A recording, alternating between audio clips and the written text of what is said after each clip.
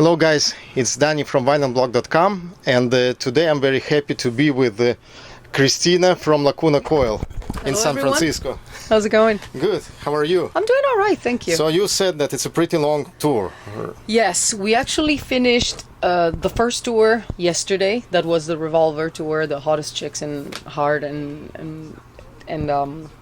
metal, in hard rock and metal.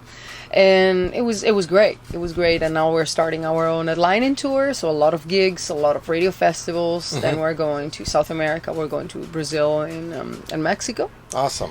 So this upcoming record, Yes. in 10 days I think it's going to be released April in the 1st. US. Yeah, Broken Crown, Hello. Yes. Right. So you're promoting it now. So you're going to sing some songs from that record. Yes. So far I heard Yes. only one. No, we Die and Rise. Die and Rise, and on this tour we're playing Die and Rise and another song called Nothing Stands in Our Way, which we put out for everyone to listen to. So if you go on YouTube or this type of sites, you're gonna. I actually really liked it, and really liked the song. I was very impressed. Thank you very much. And I can't wait to be to hold it also as to have it on a vinyl. Oh yeah. Yeah. So we have here two vinyl records. So this is the last album, Dark Adrenaline. Yes. Yeah, so I really like that album, really like it. And I like that, you know what I like about the album? So you put cover songs here as well. Okay. Here we have Losing My Religion, Yes. R.E.M., and here we have Depeche Mode. Yes. So Enjoy the Silence. will we have some cover song on the upcoming one? No. Not- There is actually a song that kind of confused somebody because it's called Zombies.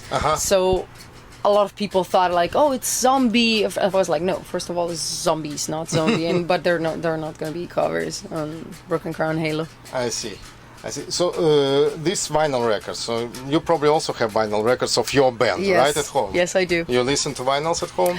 I do, but not very often because you call it turntable. Yes, It turntable. broke down like a few months Oh. ago, so I need to repair. Actually, need to get myself a new one So because I really like the sound but of when vinyls. you have a good turntable and a good CD player, what do you pick up? CD player? I pick up a CD player just because it's easier, Easier. but if we're talking about the feeling, definitely the turntable. I mean, there's something cool. I've been to a hotel in LA recently, and they had like a turntable for the guests Oh, really? to use in every room with nice. like some records from Capitol Records, and it was very cool.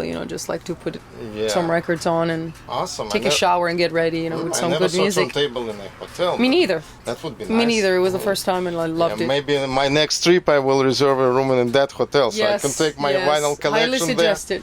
there. Yeah. Okay, so you come very often to United States. Yes. And that's good. Yes. And that's good, and I'm very happy. But I want to ask you why. Is that because the market in US is more... No, of course it's wider probably, right? But is that because the metal fans are probably more kind of... receptive? Yeah. It's mainly because our main market is here. So but it's also you're popular because more here in the United States than in Well, Europe. we're popular in Europe as well, but here it's easier for musicians to tour because there are a lot of more venues.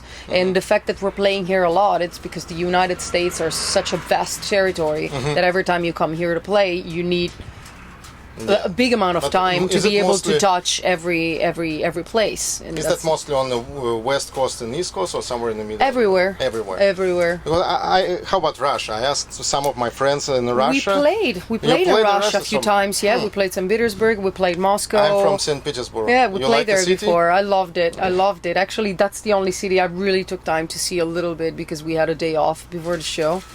So it was freezing cold. I couldn't feel my fingers anymore, but I mean, it was nice to go around and see the city. I remember in one of the interviews you mentioned that your main influence was Paradise Lost. Well, one of them. One of them is not just them. Just I mean, them. I've been listening to music forever. I mean, I'm the last one of two brothers and a sister, so big family. All my brothers and sister are older than I am, so I grew up with a lot of different type of music because everyone had a very diverse not the taste. Italian Toto Cutugno. Not well, my sister was more into traditional Italian music, but like Guccini, not really Toto Cutugno. How about Celentano? Yeah, not a big fan of Italian music I in had general. an impression I like just like he's a kind of I don't rock and roll guy, you know, not like pop guy, rock and roll. No. not my cup of tea, let's say so. Oh, okay. So I grew up more with music more like, you know, Genesis or Pink Floyd or The Cure, Zeppelin, AC/DC. My brother was listening to the first, you know, hip hop that when it started to be even more famous in the mainstream, like Run DMC or Ice-T, this type of Public Enemy. But and I discovered metal a little later. I discovered rock before that, so that was the music that I was listening to when I grew up. Actually, I remember my first metal record was Balls to the Wall of Accept. Oh, Yeah, so I remember myself as a teenager, and we had, you know, bad cassette tapes, you know, yes. very bad recording and course. terrible sound, and because it was over-recorded like million times, Oh, you yeah. know, and that particular record brought me into the heavy metal because I was kind of in a punk rock, Yeah. you know, back then. I liked the Sex Pistols. We had some Russian rock as well, you know. In St. Petersburg, it was very kind of rock city. No, but speaking of influences, I mean, when I started to, you know, to work with the guys in Lacuna Coil, I was more influenced by that type of music. So Paradise Lost, Typo Negative, the darkest goth sort of side of metal. More the reason than I'm asking about Paradise Lost is because when I first listened to Lacuna Coil, I'm not familiar with Lacuna Coil from the first album. I'm familiar probably from this one. And when I heard the first song I heard was Fragile. Yeah. And I heard your voice, and I heard Andrea's voice, and I kind of it clicked me something. You know, I remembered the icon Christendom, and I said Christendom, yeah. Yeah, that was more. I mean, the voice was more lyrical. I mean, it was a little bit different, but I definitely put some parallel. I said, wow, what a great band, you know. And of course, I was later. I figured out that I was already familiar with your voice because of Megadeth, oh, yes. where you participated and recorded with Dave Mustaine at Totally Mon, right? But by the way, I wanted to ask you about this song. So, did you propose Dave? No, it doesn't work this way. It's not that somebody comes in and just like, I want to do this. I mean, they asked me to do it, and I thought that it was kind of interesting because, I mean, Dave Mustaine never did a duet with anybody before, and we never met before. I actually met them in person after the recording because we did the Gigant tour in Australia together. So that was the first time that I actually met the Megadeth guys. So I've just been asked through our management, and they were like, they want to do this re-recording of the To Le Monde with you. Would you want to do it? And I was like, yes. Did he give you any freedom of of arrangement, like? Well, I didn't or want. He told you like, you sing like that. And No. I didn't get any direction, and I'm happy about that because I mean they basically let me free to do that.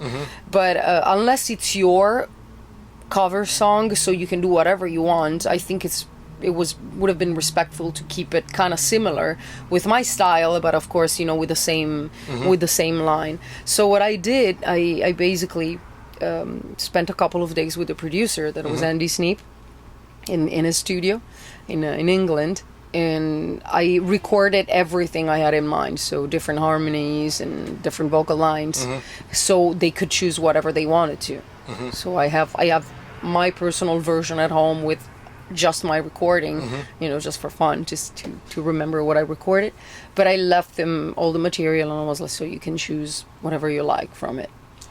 Do you have any dream, in terms of who you want to sing with, and you never did it yet? It's not really a dream, because I mean, it's not that I have idols or like one favorite band. Sometimes you say, okay, I really want to sing that song with the originals performer. No, not a specific song. I always say that I would like to work with Jonathan Davis because I really like his style of writing. I like the darkness of his composition, and I like the fact that he's always experimenting, and whether he's in a great band like Korn, is not afraid to do covers of bands that are completely different from what he does. Right. He's not afraid to be a DJ and do like dubstep and collaborate with a person like Skrillex that years ago nobody really knew who he was. And I think this is great because I am open mind the same way, and music is beautiful no matter what. You can always find something good in every genre. Right. I want to ask you about this record, Dark Adrenaline. For some reason, the vinyl doesn't include the main song, like Dark Adrenaline itself. So as far as I know, it came to Japan as a bonus track or something like that. Who made the decision? Why they did not? Do you know that? No, it's very normal. I mean, It's a lot of normal? bands are just like doing special songs just for special markets, like but a bonus I track. would assume, like, the main song, which give a title to whole album. Well, we pick some of the songs that make sense, for the album, for making complete, and some other songs that might be good as bonus tracks, so they can be cool all by themselves. Who works on the design? On this one was Marco, our bass player. So he did the drawing and he colored it. So the special edition of Dark Adrenaline with this cover, all artwork is made by Marco. While the other picture in the front with the vials has been made by the graphic of Century Media. So we told him the concept, we told him what type of idea we had, and he realized it. About recording, so you record in Italy, right? No, half in Italy and half in the US. Yes, yes. The only one that we've completely recorded in Italy is the last record, Broken Crown Halo. Yeah, in Milan. Yeah, I was in Milan like 15 years ago. It's a beautiful city. Something I really like changed. it. Yeah, I assume. yeah. Well, thank you very much for your You're time. welcome. I very My appreciate pleasure. this interview. I very had the pleasure to talk to you. My pleasure. And I wish you good luck. Thank and you. thank you again. Thank you very much. Thank you.